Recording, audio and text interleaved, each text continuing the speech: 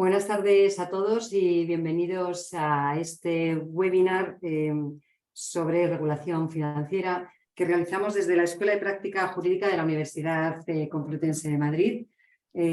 Soy Natalia López Condado, responsable del área de regulación financiera y fondos de inversión en el despacho de Lea Piper en España. Los que nos dedicamos al mundo de regulación financiera somos conscientes de la cantidad ingente de normativa que se publica prácticamente con carácter semanal.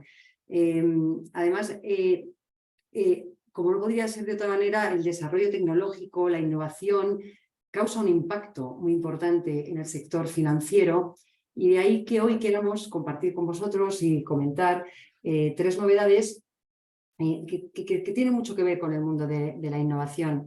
Queremos hablar en primer lugar, de lo que implica el euro digital. Para ello tenemos a nuestra compañera Alejandra Bernabei Cacian, que es directora general de Euro 6000, que nos comentará qué es el euro digital, si hay o no hay una propuesta, qué impacto tiene. En segundo lugar, hablaremos de DORA, el Reglamento de Residencia Operativa, donde el catedrático Alberto Tapia Armida nos comentará qué significa el reglamento, cómo impacta en las entidades. Y por último, comentaremos los cambios que trae la nueva Ley de Mercado de Valores, que se publicó en abril de este año, y en ella yo misma comentaré pues las principales novedades. La idea del webinar es que dure 40 a 45 minutos entre las tres presentaciones. Dejaremos un tiempo posteriormente para realizar preguntas. Por lo tanto, aquellos que quieran, al hilo del discurso, comentar o hacer preguntas, pueden utilizar el chat que veis en la parte inferior. Y, como digo, aprovecharemos los últimos minutos para atender a las preguntas. Sin más, os dejo con Alejandra Bernabei y que nos cuente todo lo nuevo, las novedades que vienen, qué es el euro digital. Muchas gracias, Alejandra. Hola, ¿qué tal? Buenas tardes, muchas gracias. Y bueno, como me ha presentado Natalia, soy directora general de Euro 6000 y participo en uno de los grupos de trabajo del Banco Central Europeo para el proyecto del euro digital. Para entender un poco este proyecto, antes de entrar en lo que es propiamente el euro digital o lo que se pretende que sea, es importante entender en el contexto que se encuentra el Banco Central Europeo cuando decide poner en marcha este proyecto. Entonces, más o menos en el año 2020, según la propia información publicada por el Banco Central, la realidad era que aproximadamente el 80 o 90% de los bancos centrales del mundo estaban ya investigando el potencial que podían tener estas divisas digitales de Banco Central o CBDC, como se llaman por sus siglas en inglés, o bien estaban analizando la tecnología subyacente que podía ir aparejada a estas divisas digitales, o bien los más avanzados de la clase estaban ya a punto de lanzar proyectos pilotos de divisas digital de Banco Central. Entonces, ante esa realidad, el Banco Central Europeo inicia una fase de experimentación y en el año 2021, en octubre, inicia ya la etapa de investigación ya de un proyecto formal del euro digital.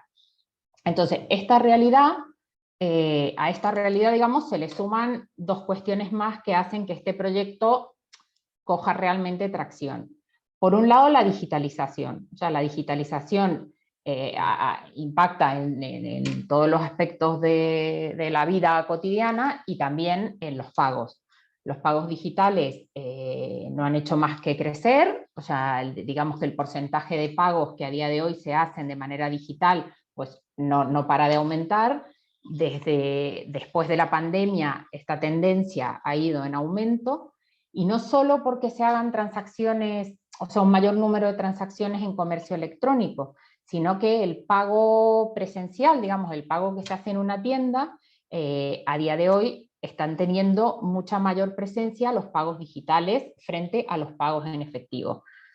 Esto es básicamente porque los pagos digitales suman cada vez más, a raíz de la tecnología, pues son cada vez más convenientes a la hora de pagar, o sea, la facilidad de pagar con una tarjeta contactless o para un determinado importe que no hace falta incluir el PIN, o la posibilidad de poder pagar con el teléfono o con un reloj, o poder autenticarme en lugar de meter un PIN con mi cara o con mi huella. Pues todos estos avances tecnológicos hacen que el pago digital sea cada vez más conveniente y que vaya lentamente, porque es verdad que en Europa el efectivo sigue teniendo una presencia importante, pero que va lentamente desplazando los hábitos del consumidor hacia los pagos digitales, que no son solo los del e-commerce, sino estos pagos también que se hacen en tienda, pero utilizando un elemento digital.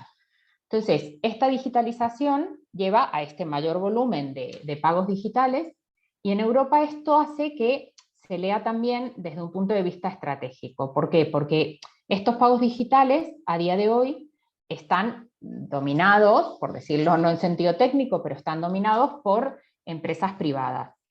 Son empresas, digamos que el mundo de los pagos es una industria de red que hace que las propias economías de escala que genera esta industria hace que tienda un poco a la concentración. Entonces, las empresas que hoy prestan estos servicios de pago, que son empresas privadas, tienen pues unas cuotas de mercado bastante relevantes a nivel mundial.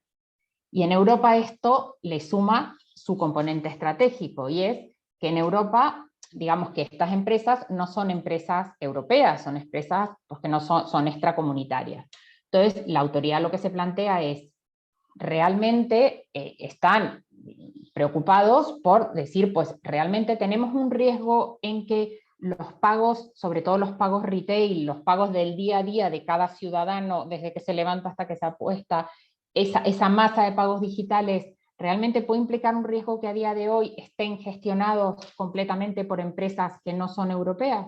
Entonces, todas estas cuestiones, digitalización, el componente estratégico, el verte amenazado por la posibilidad de que otros estados empiecen a emitir sus divisas digitales y que en los pagos digitales europeos se empiece a adoptar esa divisa digital si no tenemos una divisa digital europea, como puede ser pues a lo mejor el proyecto que está llevando adelante en Estados Unidos o en China. Todo eso hace que el proyecto del euro digital pues coja bastante tracción en Europa. Al principio pues hablaba poco, y en los últimos años pues realmente está como en el centro de todos los debates desde el punto de vista realmente de política monetaria. Entonces, pues bueno, con esa idea se inicia este proyecto. El euro digital, ¿qué es? Pues básicamente el euro digital, como una moneda digital de Banco Central y con un respaldo del Banco Central Europeo, es esencialmente igual al efectivo. O sea, es cuando uno tiene un billete, tiene como digamos, un derecho frente al Banco Central por el valor de ese billete, y el euro digital es simplemente este billete emitido de manera digital con este mismo respaldo del Banco Central Europeo. O sea, por ejemplo, hoy cuando hago yo un pago con una tarjeta o un pago a lo mejor con Bizum, que puede ser con una transferencia, ahí la fuente de ese pago es dinero comercial o dinero privado, es decir, dinero que tengo depositado en una entidad financiera. Tengo el reclamo contra esa entidad financiera. Si yo hiciese un pago con el euro digital, pues el reclamo, digamos, lo tendría, o la garantía estaría contra el Banco Central Europeo, al igual que pasa hoy con el efectivo. Entonces, resumiendo, pues el euro digital está previsto que sea pues una versión digital de la moneda que a día de hoy tiene curso legal, que es el efectivo. El proyecto pues por tener una idea más o menos de los plazos que está llevando, estamos ahora, como dije al principio, en la fase de investigación.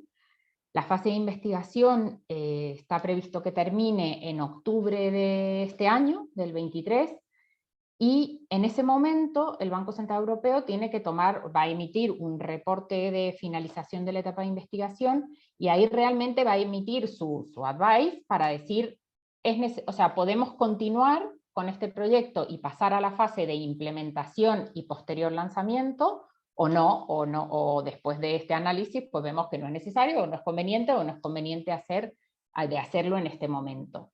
También hay que tener en cuenta que en Europa tenemos un sistema financiero bastante potente en comparación con otras economías. Entonces, bueno, la decisión en ese momento será del Banco Central, ahora en octubre de 2023.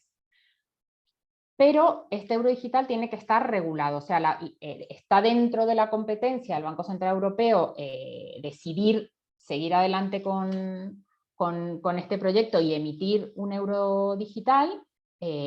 Por supuesto está dentro de la competencia del Banco Central Europeo digamos, establecer las características técnicas que va a tener este instrumento de pago, pero todo esto tiene que estar enmarcado en un reglamento.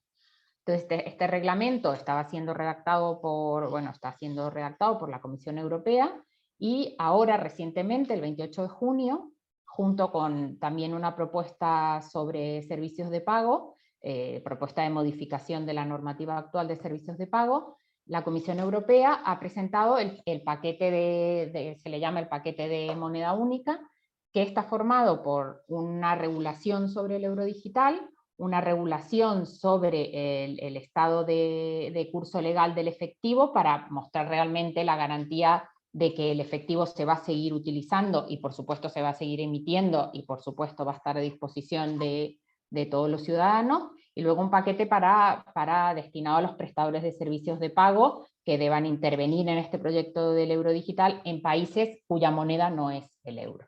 Entonces, estos tres documentos fueron publicados el día 28, son propuestas de la Comisión Europea, ahora tienen que seguir pues, el trámite parlamentario normal que tienen que tener ante el Consejo y ante el Parlamento hasta llegar a la publicación en el boletín oficial. Entonces, de esos tres documentos, el que nos importaría ahora, que no voy a entrar a él porque es un documento bastante extenso, pero simplemente por dar un poco el marco que le fijan a este euro digital. Y de eso destaco como 4 cosas como las relevantes, sin entrar ya al aspecto realmente técnico de cómo va a funcionar. Por un lado, se establece que el Banco Central Europeo es el único que tiene prerrogativas sobre la decisión de emitir un euro digital, y que el euro digital va a ser emitido únicamente por los bancos centrales nacionales o por el Banco Central Europeo. Por otro lado, el euro digital va a tener, digamos, curso legal, el legal tender, digamos, va a ser de aceptación obligatoria en la Unión Europea. Aquí sí que hay algunas excepciones a la aceptación obligatoria, porque realmente para aceptar el euro digital se necesitan determinadas características técnicas, no es como el efectivo, entonces sí que hay excepciones más bien derivadas de esa necesidad de contar con esa tecnología para admitir un pago en euro digital. Luego, el euro digital pues, va a tener digamos, las funciones que tiene una moneda, como unidad de cuenta, como reserva de valor y como medio de pago, y como reserva de valor sí que ahí el Banco Central Europeo va a fijar un límite de tenencia, o sea, los ciudadanos no van a poder tener euros digitales de manera ilimitada, va a haber un límite de tenencia fijado por el Banco Central Europeo, fundamentalmente por preservar el sistema financiero, básicamente.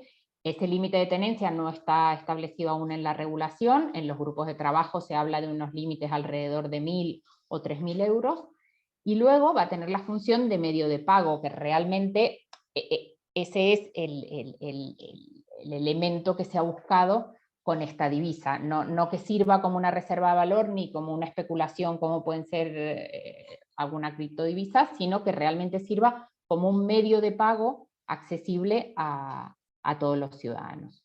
Y por otro lado, de cómo va a llegar el euro digital a nosotros, a los ciudadanos, pues aquí el Banco Central Europeo se va a apoyar en las entidades financieras que a día de hoy están prestando servicios de pago en la Unión Europea. Entonces, digamos que el euro digital va a estar emitido por el Banco Central Europeo y los bancos centrales nacionales, pero se va a utilizar los canales de distribución de las entidades financieras. Entonces, esa es la forma en que los ciudadanos van a poder disponer del euro digital. Y esto es un poco el marco en el cual se está desarrollando este proyecto.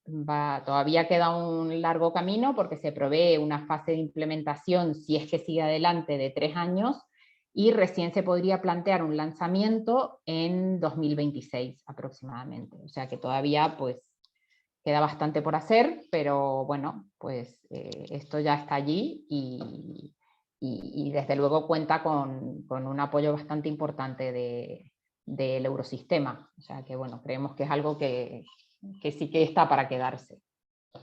Así que bueno, por mi parte, eso es todo. Pues muchísimas gracias, Alejandra. Muy interesante. Otro de los temas que sin duda hay que seguir.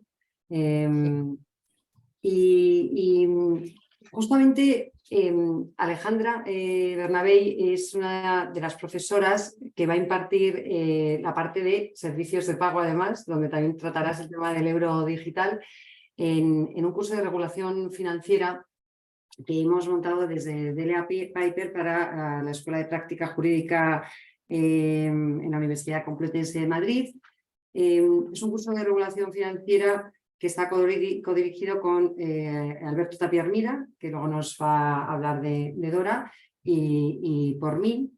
Y es un curso que surge por la necesidad, los que nos dedicamos a temas de regulación financiera, esto es una práctica muy concreta, muy limitada, y no hay, podemos decir, a diferencia a lo mejor de otras prácticas, mercantil, que puede ser más amplio, regulación financiera es una práctica que hay pocas personas, o podemos decir, no hay excesivas personas que sepan de esta materia.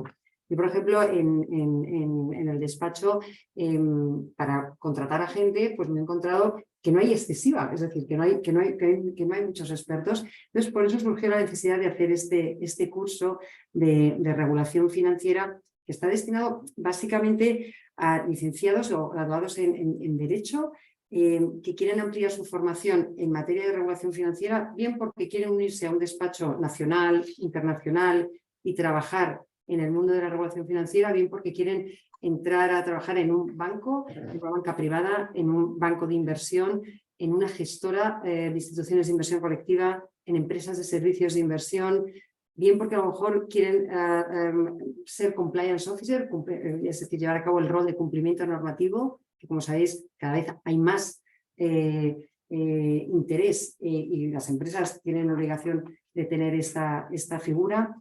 Entonces, justamente el curso era para este tipo de perfiles. Personas que al terminar el curso nuestra idea es que tenga 32 horas, es un curso que se realizaría durante 2 meses no más y solo los jueves. Nuestra idea es hacerlo los jueves por la tarde. Y es un curso que hemos estructurado en 8 módulos. Un primer módulo donde las personas van a conocer básicamente cuál es la regulación financiera en España y distinguir, por una parte, lo que son entidades financieras, entidades de crédito, que son los bancos, distinguirla de empresas de servicios de inversión, distinguirla también de instituciones de inversión colectiva, que son también los fondos de titulización, entidades de capital riesgo, cómo juegan todas estas figuras. ¿Quién son los reguladores? En España no es lo mismo el Banco de España, la CNMV, que la Dirección General de Seguros y Fondos de Pensiones. ¿Quién hace qué? Bueno, pues esto es una primera introducción. Analizaríamos estos temas muy sucintamente y luego tendríamos 7 módulos. El segundo de ellos sería entidades de crédito. La parte, por ejemplo, de entidades de crédito la darían técnicos del Banco de España, donde nos explicarían qué es la unión bancaria, cuáles son las entidades de crédito en España, qué son las actividades que realiza una entidad de crédito, qué es la captación de depósitos, ¿se puede prestar en España? ¿Es una actividad regulada o no regulada? ¿Qué es el factoring? ¿Qué es el confirming? Y luego tendríamos toda la parte de servicios de pago que nos la llevaría a cabo Alejandra Bernabé, donde avanzaría también el tema del euro digital. Bueno, y entiendo, Alejandra, que entraríais en todo el detalle de qué son entidades de servicios de pago, entraríais también entidades de dinero electrónico, es decir, bueno, toda la materia de pagos, ¿no? Fundamentalmente.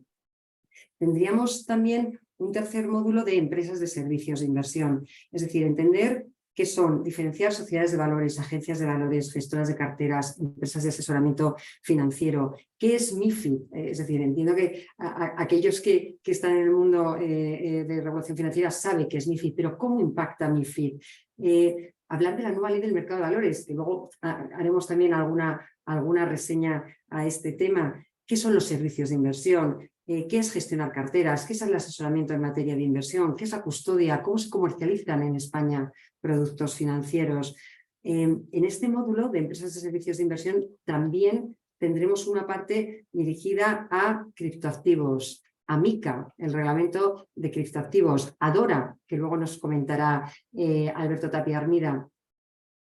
Un cuarto módulo nos queremos fijar en instituciones de inversión colectiva y explicar qué son instituciones de inversión colectiva en España, qué son los fondos de inversión, qué son las SICAVs, qué ha pasado con las SICAVs en España, qué son los fondos de inversión libre, fondos inmobiliarios, los fondos de deuda, distinguir los fondos UCITS de los fondos de inversión alternativa, hablar del régimen fiscal también de las instituciones de inversión colectiva, hablar de la comercialización transfronteriza. Por ejemplo, este módulo lo darán abogados de BBVA Asset Management, que llevan el día a día de estos productos. Tendremos un quinto módulo que son entidades de capital riesgo, donde bueno, analizaremos qué es el capital riesgo en España, qué tipos de vehículos de capital riesgo existe, qué son las instituciones de inversión colectiva cerradas, cómo se estructuran estos vehículos. Este módulo, por ejemplo, lo va a dar abogados especializados legal y también de producto de Santander, Asset Management. Tendremos un sexto módulo que hablaremos de fondos de titulización, identidades aseguradoras y fondos de pensiones, para tener también un análisis breve, pero para conocer claramente qué hace cada una de estas entidades. Y ya los dos últimos módulos, el penúltimo, lo hemos querido centrar en finanzas sostenibles y en su papel en el sector financiero, es decir, ESG. Yo creo que hoy los que nos dedicamos a estos temas tenemos que saber ESG. ESG es muy amplio, es excesivamente amplio, pero tenemos que saber los elementos básicos. Hemos traído a una persona que se dedica exclusivamente al mundo de ESG en finanzas y yo creo que va a ser muy interesante este módulo. Y queremos terminar el curso de regulación financiera hablando de prevención, de blanqueo de capitales y financiación del terrorismo. Es una materia que la daré yo. Y bueno, pues explicaremos básicamente cuál es la normativa de prevención de blanqueo, cómo afecta a las entidades financieras. Hablaremos del bloqueo de transacciones y los movimientos de capitales, más ahora especialmente, ¿no? Con todo el entorno, guerra de Ucrania, inversiones del extranjero. Bueno, en fin, como podéis ver, es un curso que son, como os digo, 32 horas, exclusivamente centrado en regulación financiera, y yo creo que bueno, pues aquel que lo realice, nuestra idea es que termine con una visión muy clara de cuáles son los elementos básicos y la regulación básica de la normativa financiera en la Unión Europea y especialmente en España. El curso, como os digo, será de septiembre y será el 5 de octubre hasta el 30 de noviembre y la idea es hacerlo los jueves por la tarde. Será online o presencial, hay ambas modalidades, y lo que puedo hacer es posiblemente, si os puedo poner a lo mejor en el chat el link, por si, bueno, pues, si estáis interesados para que por lo menos le echéis un ojo. Y bueno, vamos a seguir con otro de los temas que es DORA y que lo va el Reglamento de Resiliencia Operativa y que nos va a comentar el catedrático Alberto Tapia. Así que Alberto, te dejo con DORA. Muchas gracias, Natalia. Tiene razón Natalia en que yo todos los años los alumnos me preguntan al final de curso que si hay algún máster, algún curso de regulación financiera, porque es un mundo poco conocido, pero cada vez más atractivo. Yo realmente ese es el motivo por el cual he creado desde el año 2015 un blog que alimento con mucha ilusión y que bueno, está, digamos, dedicado a la regulación financiera, y es una materia que creo que es interesante y que hay que estar constantemente actualizado porque va avanzando a un ritmo en cantidad y en calidad prácticamente difícil de seguir. Por eso, en parte, he optado por la herramienta del blog, porque es la única manera de poder seguir de alguna manera la velocidad, la motorización legislativa en la materia, que ya no es motorización, es la Fórmula 1, es lenta comparado con la velocidad de la regulación financiera. Bien, ¿de qué voy a hablar? De DORA. Esto que tiene, se llama DORA, Digital Operational Resilience Act, que a todo el mundo le gusta, le gusta mucho lo de DORA porque tiene una resonancia, es fácil de decir y es fácil, digamos, de recordar. Porque realmente es el reglamento 2554 de 14 de diciembre de 2022, que es de la resiliencia operativa digital en el sector financiero. Este reglamento, ¿por qué voy a hablar de él? Y voy a hablar brevemente. Ya advierto, el oyente que esté interesado puede encontrar en mi blog varias entradas sobre DORA. Hay también artículos que he escrito en la Ley Unión Europea y en otras revistas, entrando más en detalle. Porque aquí simplemente lo que quiero hacer ver es, en un cuartito de hora, un par de ideas claras. ¿Por qué y cómo? ¿Por qué? Pues puedo decir porque quiero, no, porque es importante. ¿Por qué es importante DORA, este reglamento? Por cierto, este reglamento tendrá que ser aplicado entrará en vigor como reglamento, no como directiva, o sea, directamente, digamos, de Bruselas a Albacete, por decirlo de alguna manera, o sea, sin filtro, no pasa por los Estados miembros, sino que es de aplicación directa y vinculante tanto a los particulares como a los Estados desde el 17 de enero del año 2025. Podría parecer un plazo muy largo, pero los plazos, para la complejidad del sistema que se tiene que implementar, es un plazo que hay que ponerse ya a trabajar en ello. Y me consta que las entidades están preocupadas trabajando en ello. ¿Por qué lo explico? Importancia, desde dos puntos de vista.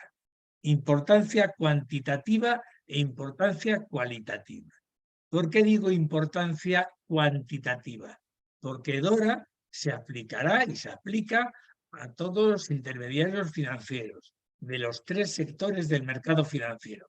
Del mercado bancario, especialmente entidades de crédito, entidades de pago y todas las que trabajan en ese sector del mercado financiero, a las entidades intermediarios típicos del mercado de valores o del mercado de instrumentos financieros, empresas de servicios de inversión y otras similares que actúan en ese ámbito, en ese nicho del mercado financiero y en el mercado asegurador. Entidades aseguradoras y reaseguradoras y otras entidades que actúan ahí. Y además se aplicará a lo que podríamos llamar entidades transversales. Por ejemplo, las agencias de calificación crediticia también se aplicará a esas agencias que no actúan realmente en un solo de esos sectores del mercado, sino de forma transversal o transsectorial. La segunda muestra, primero, es importante, por lo tanto, porque es de amplio espectro, como la penicilina. Va a afectar a todos los sectores del mercado financiero, incluso a sectores transversales. Otro ejemplo de la importancia es que, por ejemplo, la nueva ley de mercado de valores y de servicios de inversión de abril de este año, la ley 6/2023, ya dedica 2 artículos a tipificar las infracciones y el sistema sancionador, que son el 308 y el 324 de DORA. Como DORA es un reglamento, lo que hace la ley del mercado de valores es tipificar las infracciones de ese reglamento, porque el reglamento no tipifica propiamente infracciones, sino que son los Estados miembros los que tienen que articular ese sistema sancionador. Por lo tanto, es importante porque ya está digamos, ya está introducido, preadaptado en nuestra ley de mercado de valores, aunque será aplicable desde el 17 de enero de 2025, pero ya está ahí. Igual que está el reglamento MiCA, que está pendiente de ver la luz, pero cuando vea la luz tendrá su corazoncito, también lo tiene en la ley del mercado de valores y de servicio de inversión. Por lo tanto, es importante cuantitativamente, pero también es importante cualitativamente. ¿Por qué? Por dos cosas. Primero, la idea fuerza de Dora, de este reglamento, es que hasta ahora el riesgo operativo de las entidades financieras y del sector financiero se atendía con asignación de capital. O sea que básicamente era, hay riesgo operativo, pues se añade más capital, se crece el capital proporcionalmente y con eso tapamos, digamos, o minimizamos ese riesgo operativo. Pero ha llegado a la conclusión las autoridades comunitarias y, en fin, el mercado en general, de que ya no es suficiente. ¿Por qué no es suficiente? No es suficiente precisamente por la digitalización del mercado. Esto es, ya no es suficiente tener mucho capital, sino que hay que tener un sistema robusto de operativa digital. O sea, no es bastante, es un añadido. Hay que tener el capital y además hay que demostrar ser resiliente, resistente a ataques, a incidentes, a ciberamenazas, porque, insisto, un banco puede tener todo el capital que quiera, que le entre un hacker y le destroza el capital, le vuelve loco y eso pasa y está pasando y por eso esa sensibilidad se ha excitado en este sentido. Por lo tanto, la importancia cualitativa es que añade un factor más al riesgo operativo. No solo capital, sino también resiliencia operativa digital en lo que se llaman las TIC, las tecnologías de información y comunicación. Y el segundo elemento cualitativo que lo hace importante es que en este reglamento DORA, que por cierto tiene 106 considerandos, 64 artículos que ocupan 79 hojas del diario oficial de la Unión Europea, que es letra pequeña, quiere decir que es un voluminoso de por sí, es complejo porque utiliza técnicas regulatorias novedosas. Por ejemplo, las pruebas de resiliencia operativa digital, que me dice qué tipo de pruebas, pruebas normales, pruebas especiales cuando hay mucho riesgo, y me dice quiénes pueden actuar como probadores internos de las entidades financieras o del grupo o probadores externos.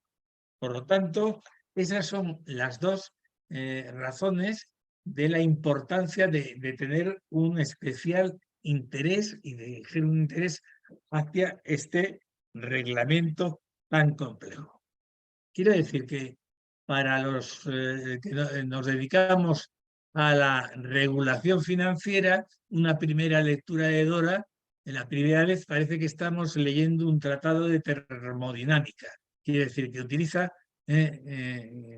digamos, técnicas novedosas, técnicas de programación que hay que acostumbrarse a ellas porque en menos de lo que canta un gallo, o sea, en enero de 2025, habrá que aplicarlas, con lo cual más vale que quien se dedique al ámbito financiero trabaje en bancos, aseguradoras o empresas de servicios de inversión, esté, digamos, atento.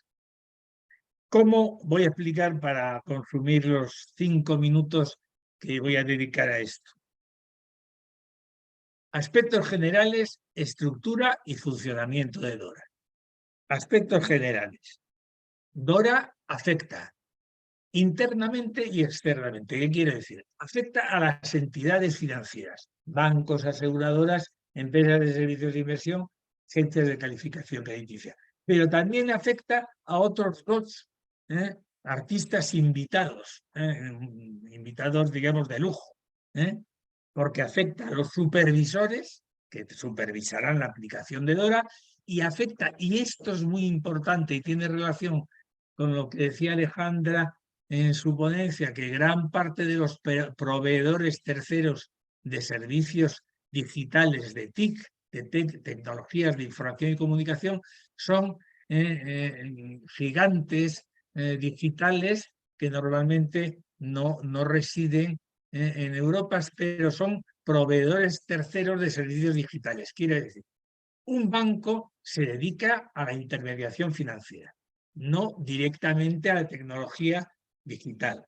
Por lo tanto, es frecuente que por el principio de especialización del trabajo y las funciones tenga que confiar sus servicios a un tercero que es un proveedor de servicios digitales, no es un intermediario financiero, sino que su mundo es el mundo de la digitalización. Y por eso Dora dedica un título entero a las garantías de esos contratos, de esas que firmen las entidades financieras con esos proveedores, para conservar la responsabilidad, para tener un control de calidad y un control de aplicación de los contratos. El contexto de Dora, pues es un contexto que también se ha mencionado, es el paquete europeo de finanzas digitales, donde convive con MiCA, convive con otras, en fin, el mínimo común denominador de Dora coexiste con las finanzas digitales. Otro aspecto, el Dora, muy importante. El Dora se aplicará proporcionalmente, porque los reguladores europeos son conscientes de que, como es de muy amplio espectro, se aplica a bancos grandes, bancos pequeños, aseguradoras grandes y aseguradoras pequeñas, el principio de proporcionalidad. Esto es, no matar moscas a cañonazos. Quiere decir que habrá que adaptar las técnicas de Dora a la proporción, las dimensiones, los riesgos que sustenta cada entidad. Eso, los aspectos generales. La estructura, dos, sujetos y objetos. Sujetos, ya lo hemos dicho, los tres típicos de los tres ámbitos del mercado financiero, de los tres van a tener que aplicar el DORA, y aspectos objetivos. Aquí en el DORA es bastante útil una idea que viene del mundo del seguro. Me refiero al riesgo. El riesgo, como el mundo del seguro, digamos, la materia prima del mundo del seguro es el riesgo, lo tiene muy trabajado, muy estudiado. El riesgo es una función de probabilidad entre dos extremos, la certeza y la imposibilidad. Y dentro de esos dos extremos hay una especie de curva de Gauss que se va acercando. El riesgo es la probabilidad de que haya una pérdida, en el caso del seguro un siniestro, en el caso de Dora, de los intermediarios financieros, un incidente, y por lo tanto ahí se establece, digamos, en los elementos objetivos, la idea es el riesgo que cuando se convierte, digamos, el riesgo es algo potencial y cuando se convierte en actual es el incidente. Antes también es la ciberamenaza y después, por lo tanto, lo que se pretende es dar una propiedad de resiliencia. La resiliencia se define más o menos como la capacidad de una entidad financiera de soportar los riesgos operativos digitales en el ámbito del manejo de sus tecnologías de información y comunicación. Y acabo. El funcionamiento de Dora.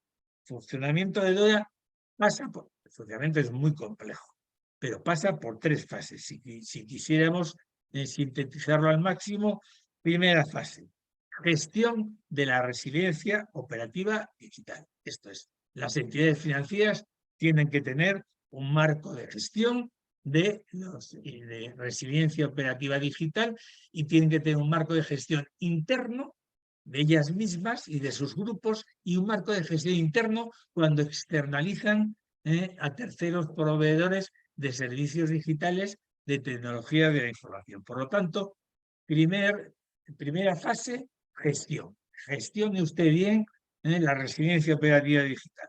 Segunda fase, prevención de incidentes.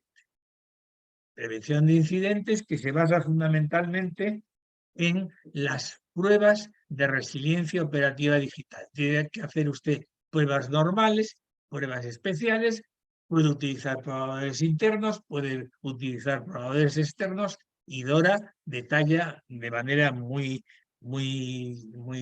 minuciosa los requisitos de calidad y cantidad que tienen que tener esas pruebas y esos probadores. Y por último, la última fase es la solución. Cuando hemos establecido, una entidad financiera puede establecer un marco de gestión de resiliencia operativa digital. Una entidad financiera puede hacer y debe hacer pruebas de resistencia, pruebas, digamos, de resiliencia operativa digital. Pero a pesar de eso, el incidente puede acaecer. Y por eso la tercera fase es soluciones cuando esos incidentes ocurran. En este aspecto es muy complejo las soluciones, pero la idea fundamental es que las soluciones garanticen, primero, que los activos no se pierdan, y segundo, la continuidad operativa. Planes de continuidad, planes de contingencia para cuando ocurran esos incidentes que van a ocurrir, están ocurriendo, y se trata de minimizarlos. Con esto acabo mi rápida y apresurada exposición de este tema tan complejo, que espero que haya incitado su interés, por lo menos generalmente. Muchas gracias. Muchas gracias, Alberto. Sin duda, igual que el euro digital, un tema que está ya aquí, además, porque Dora ya está, y las entidades, como bien dices, tienen que, bueno, que ya están, ¿no? Tienen que empezar a analizar qué impacto va a tener y qué obligaciones y qué medios tienen que tener para cumplir con esta regulación. Muchas gracias.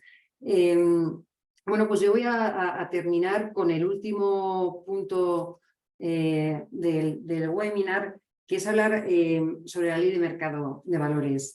Tenemos una nueva Ley de Mercado de Valores, me refiero a la Ley 6/2023 de 17 de marzo, que entró en vigor prácticamente en su totalidad, algunas partes no, pero prácticamente en su totalidad, el 7 de abril de este año.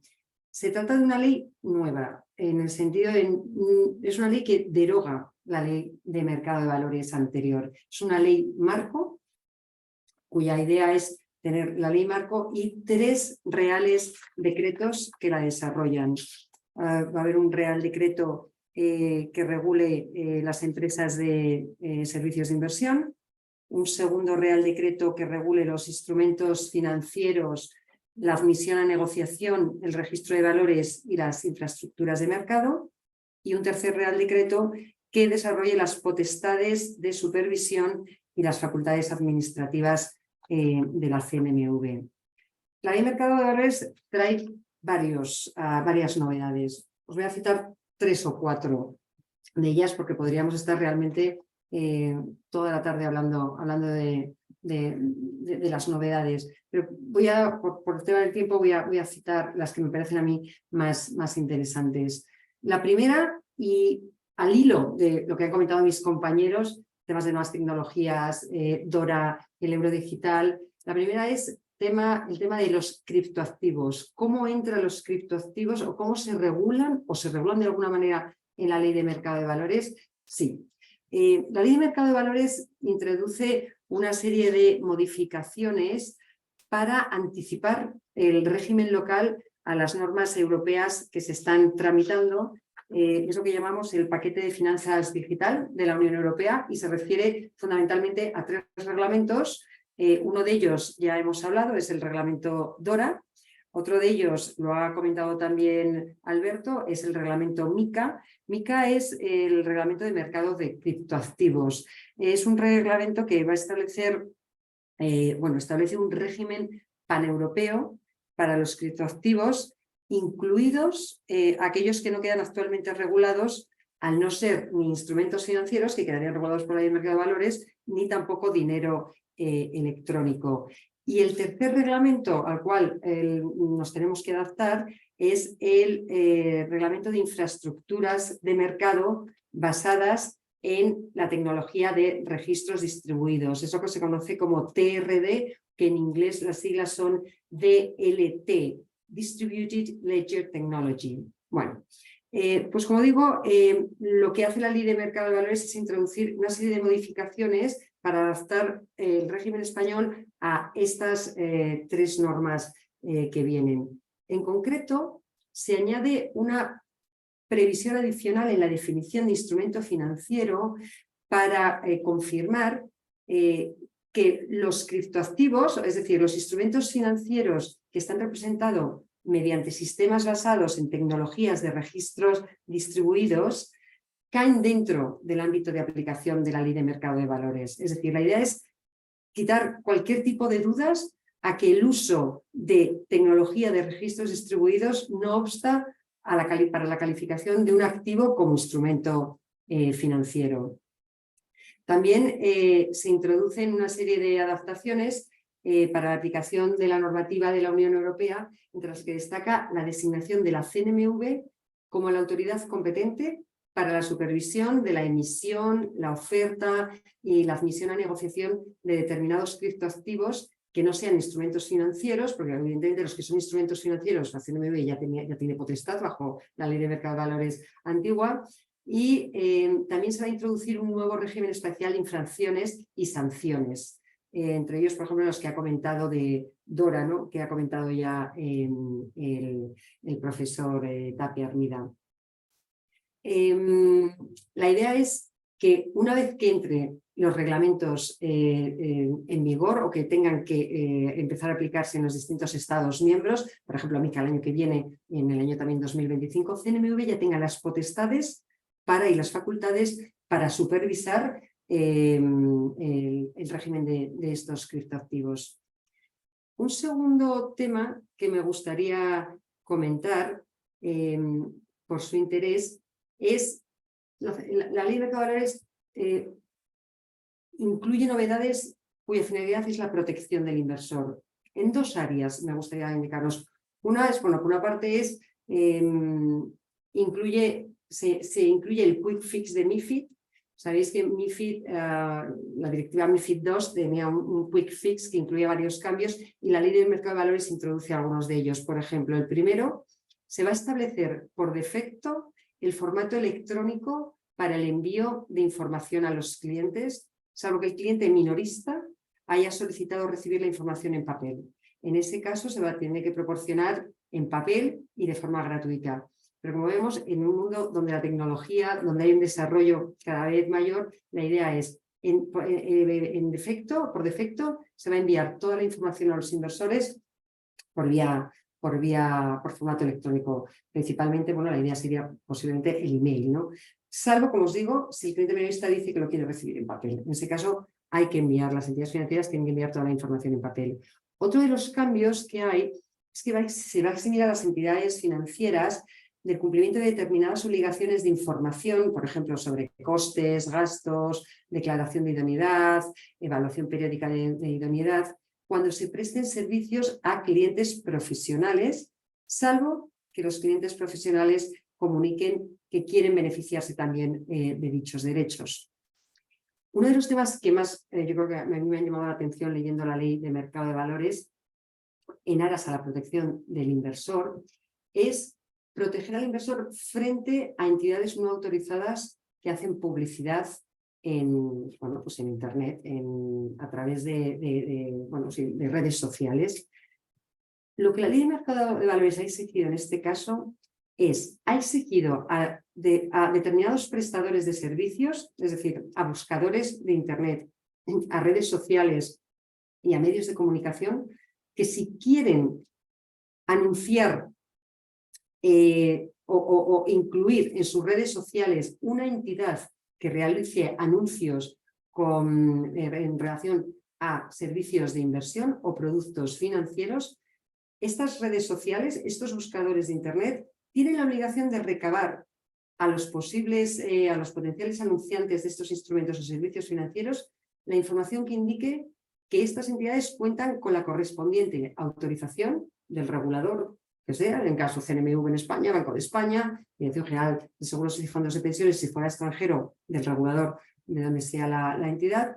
Y también la Ley de Mercado de Valores exige a estos buscadores de Internet, a estas redes sociales, que comprueben que dichos anunciantes no se encuentran incluidos en la relación de entidades advertidas por CNMV o por otros organismos supervisores extranjeros. Hoy en día, cualquier inversor, si nos metemos en CNMV, en la página web del CNMV, podemos ver que hay una serie de registros de entidades advertidas. Entidades que están prestando servicios de inversión en España y que no están reguladas.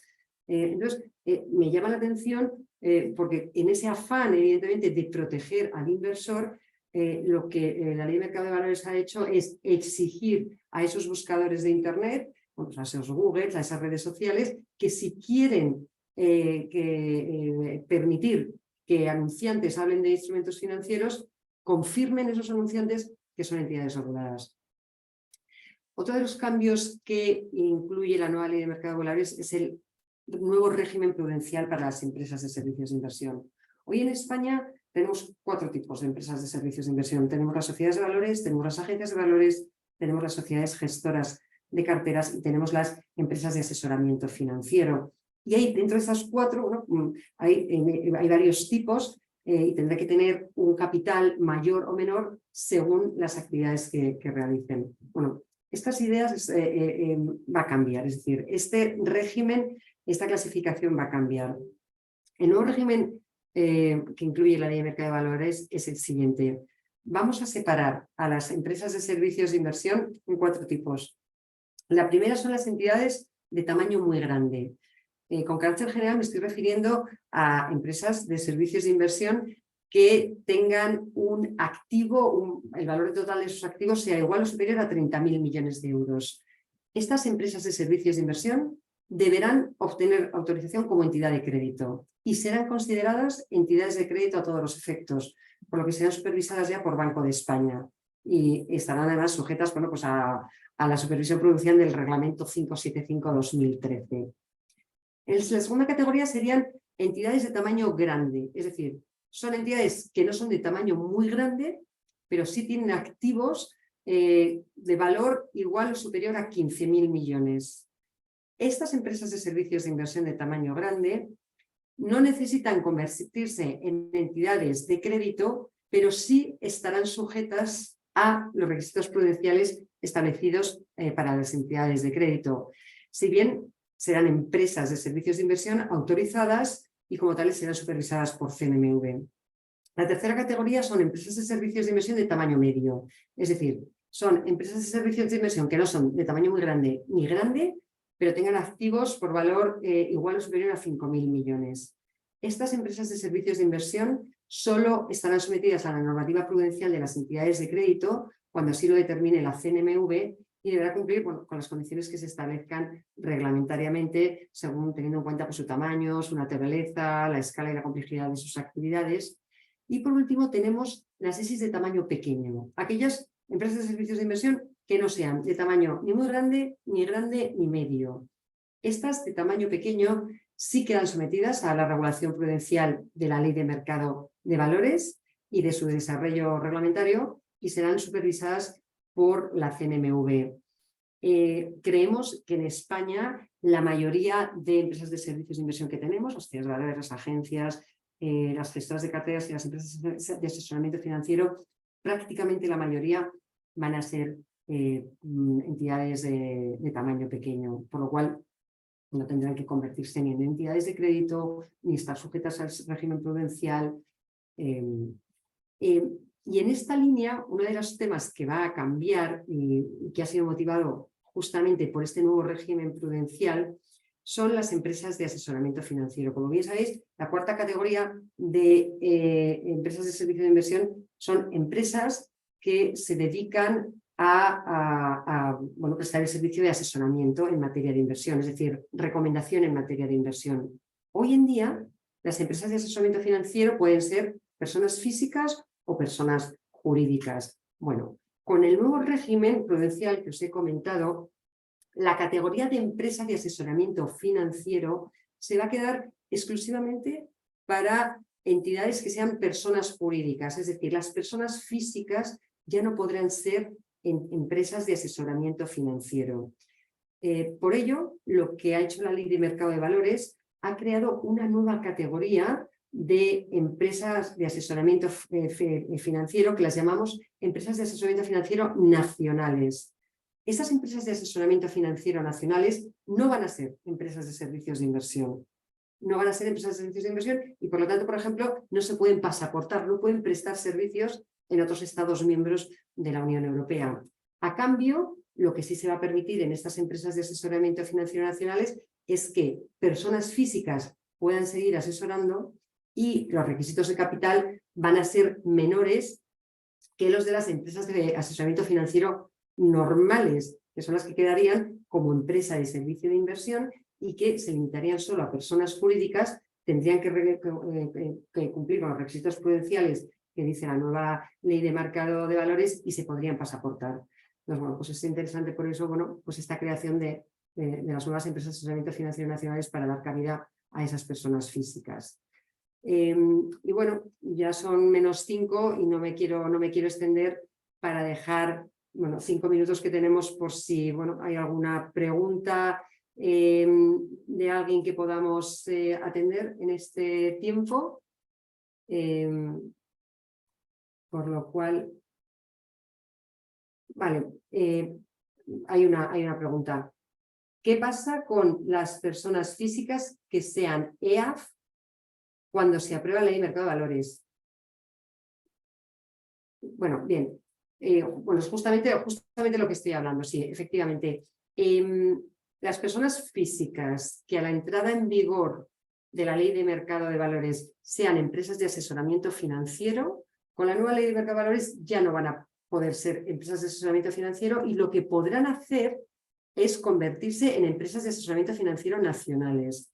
Hay una transitoria en la ley de mercado de valores que dice que CNMV tiene un plazo de 9 meses desde la entrada en vigor de la ley para dar de baja o de oficio a las personas físicas en el registro de empresas de asesoramiento financiero y darlas de alta en el nuevo registro de empresas de asesoramiento financiero nacional.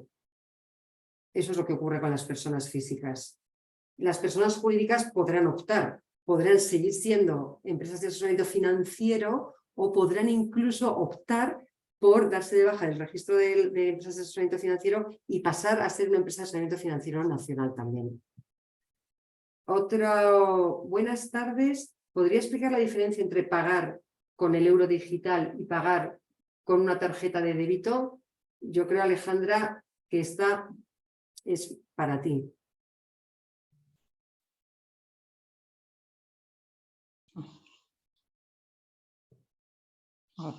Bueno, ahí creo que va la cámara, vale. Pues la diferencia un poco ahí lo que comentábamos, o sea, la experiencia a día de hoy, el euro digital todavía está en fase de investigación, entonces digamos que la experiencia de pago todavía no está definida, o sea, no está definido si va a ser con un wallet o realmente cómo va a ser la interacción del pago, sobre todo el pago presencial. Pero imaginemos que la experiencia de pago, si realmente quieren que esto sea adoptado masivamente, no debe diferir mucho de la experiencia de pago que tenemos a día de hoy con los medios de pagos digitales, que en Europa la verdad que funcionan bastante bien y en España tenemos un sistema bastante maduro de pagos digitales. Entonces, entendiendo que la diferencia, digamos que la experiencia de pago pudiese ser similar con un teléfono o con algún otro factor que se establezca para iniciar ese pago, la diferencia radicaría justamente en lo que dijimos en un momento. Cuando yo pago con una tarjeta de débito, la fuente de esos fondos es un dinero privado, un dinero comercial que yo tengo depositado en mi entidad financiera. Cuando yo pague una compra X con euro digital, eso va a ser realmente un pago hecho con dinero público, o sea, un dinero que tiene las mismas características que el efectivo a día de hoy. Entonces, aquí lo único que se podía plantear desde el punto de vista ya que lo queremos asimilar al efectivo, pues el problema que pudiese haber desde el punto de vista de la privacidad, que a día de hoy pues sí hay un tema, porque es verdad que el pago en efectivo es un pago que desde el punto de vista de la privacidad pues es óptimo, y un pago digital pues siempre deja un rastro, entonces bueno, pues eso podría ser una diferencia, pero desde el punto de vista de experiencia de usuario, tal como se está trabajando y con las cuestiones que se están trabajando, la idea es que sea una experiencia de pago muy similar a la experiencia de pago que hacemos hoy con una tarjeta de débito. Los fondos, pues en ese caso tienen esa diferencia. Dinero público, digamos, o dinero privado o comercial.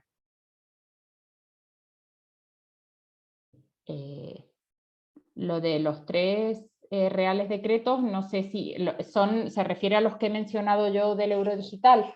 No, ese es se llama el paquete de moneda única o single currency package, y son una propuesta de la Comisión que se ha presentado el día 28, a la par que se presentó la propuesta de modificación de la Directiva de Servicios de Pago.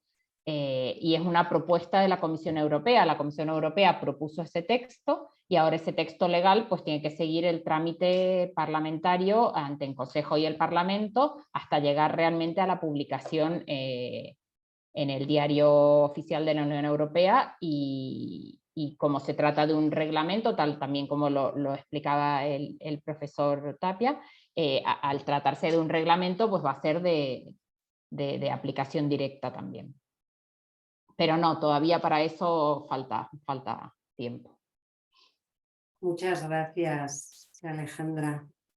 Yo no sé, el tema de los reales decretos, si también se podrían referir a lo que yo he explicado de los 3 reales decretos de la ley de mercado de valores, a lo mejor también. No sé, como no sabemos la pregunta, si se refiere a lo que yo he dicho, que hay una ley de mercado de valores que es la que hemos comentado, y 3 reales decretos. Si la pregunta es si se han aprobado, la respuesta es no. No está aprobados aún. Nos quedan, yo creo que el último Consejo de Ministros es el 18, la semana que viene. Entonces, o se aprueban en esta semana o la siguiente, o ya yo creo que habrá que esperar a las elecciones y al nuevo gobierno para la aprobación de... Sí, exacto. Vale, se refería... Vale. Pues no, pues la respuesta... Me he machacado yo para nada, ¿vale? No, las respuestas no están aprobados y vamos, y no hay espacio de tiempo, porque yo creo que el último Consejo de Ministros yo creo que es la semana que viene, antes de las elecciones, por lo cual intuyo que ya nos iremos posiblemente a después de las elecciones cuando haya nuevo gobierno. Muy bien, pues mira, hemos sido súper puntuales. Yo creo que si no hay más cuestiones, damos por terminado. Agradezco a Alberto, Tapia Armida, Alejandra, Bernabé, muchas gracias. Os esperamos a quien quiera en el curso de regulación financiera, donde trataremos estos temas, muchos más. Y bueno, muchas gracias a todos por participar. Vale. Buenas Muchas tardes. gracias. Adiós, hasta luego. Adiós.